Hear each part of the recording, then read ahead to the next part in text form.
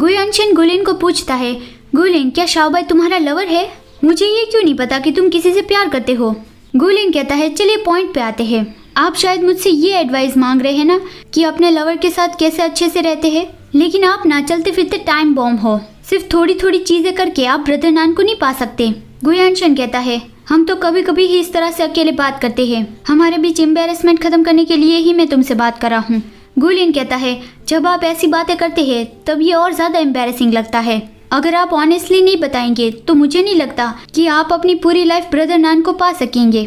गुयांशन कहता है, क्या ये इतना ज्यादा सीरियस है? और वो धीमी आवाज में कहता है, नाना ने मुझसे कहा था कि वो मेरा फ्रेंड बनना चाहता है।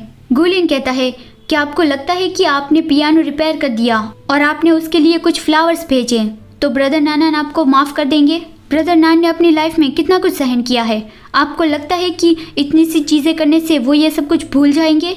गुयांशन कहता है, हाँ मैं ये जानता हूँ। गुलिन कहता है, चलिए इस बारे में सोचते हैं कि ब्रदर नान पहले आपको क्यों लाइक करते थे, उसको आपके बारे में क्या अच्छा लगता था। अगर आप ये नहीं समझ पाएंगे तो आप उसे कभी वापस नहीं पा सकेंगे। फिर गुयांशन फिर से गुलिन का नाम लेता है तो गुलिन कहता है, अब और आपको क्या करना है? गुयांशन कहता है, जब तांग फैमिली का बिजनेस ठीक हो जाएगा तब मैं कंपनी छोड़ दूंगा। गुलिन चौंक गया और कहता है, आखिर इसका क्या मतलब है? गुयांशन कहता है, तुम्हें याद तो है ना कि मैंने पहले क्या कहा था? हमारी माँ का बेटा बनना इसमें खुश होने की बात नहीं है। वो चाहे तुम हो या फिर मैं हूँ, हम सिर्फ गू फैमिली के लिए एक साधन है। मैं ये जानता हूँ कि तुम हमेशा से ही गू फैमिली की पावर नहीं चाहते हो। तुम्हें बस हमारी माँ का प्यार चाहिए था, लेकिन हम जो चाहते हैं वो हम मांग नहीं सकते। तुमने अभी ही कहा ना कि नाना मुझसे किस बात को लेके प्यार करता है। जब मैं गू फैमिली को छोड़ दूंगा तब मुझे लगता है कि शायद मैं इस बारे में सोच पाऊंगा। गुलिन कहता है, तो अब आपको सब कुछ समझ में आ गया है। ठीक है, मैं आपको सपोर्ट करूंगा। फिर अगला सीन आता है। आज रात वी वर्ल्ड टूर का फर्स्ट शो था। उस वक्त कॉन्सर्ट हॉल के बाहर वैन्यानान अपने पापा का इंतजार कर रहा था। वहाँ पे वैन्यानान की एक फैन उसका ऑटोग्राफ लेने आई थी, लेकिन तभी उसे कोई कहता है कि क्या ये वही ग्रैंड पियानिस्ट वैन है? वैन्यानान देखता है तो वो शैन लुआन था।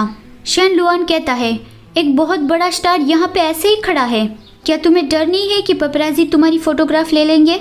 वैन्यानान उसे इग्नोर करके जाने लगा, लेकिन शैन लुआन कहता है, वो तलवे चाटने वाला तांग शो कहाँ पे है? वो यहाँ पे क्यों नहीं है? ओ हाँ, मुझे याद आया, उसकी कंपनी की कैपिटल चेन टूट गई है, तो वो जरूर ही यहाँ पे तुम्हारा साथ देने तो नहीं आ पाएगा। वैन्यानान बिना उसके सामने देखे कहता है, क्या तुम्हें और कुछ कहना है? शैन लुआन कहता है, तुम तो तांग शो और अपने एक्स हस्बैंड दोनों के साथ ही घूम रहे हो, मेरे सामने इतने घमंडी क्यों बन रहे हो?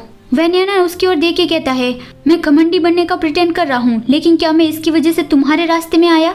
शैन लुआन कहता है, मैं हाई स्कूल के वक्त से ही तुमसे हेट करता हूँ। तुम तब से ही नोबल बनने का प्रिटेंड करते आए हो। तुम फेमस बन गए तो क्या हुआ, पहले तो तुम मेरे नीचे ही थे। वैन्यानान कहता है, तुम तो सच में जरा से भी नहीं बदले। शैन लुआन कहता है, वैन्यानान तुम्हें खुद पे बहुत ज्यादा नाज है ना, लेकिन तुम बस देखते रहो, मैं जल्दी ही वो सब कुछ वापस ले लूंगा। वैन्यानान कहता है, तुम अब भी इसी बात पे ही तुले हो, लेकिन मेरे पास तुम्हारे लिए टाइम नहीं है, मैं किसी का इंतजार कर रहा हूँ।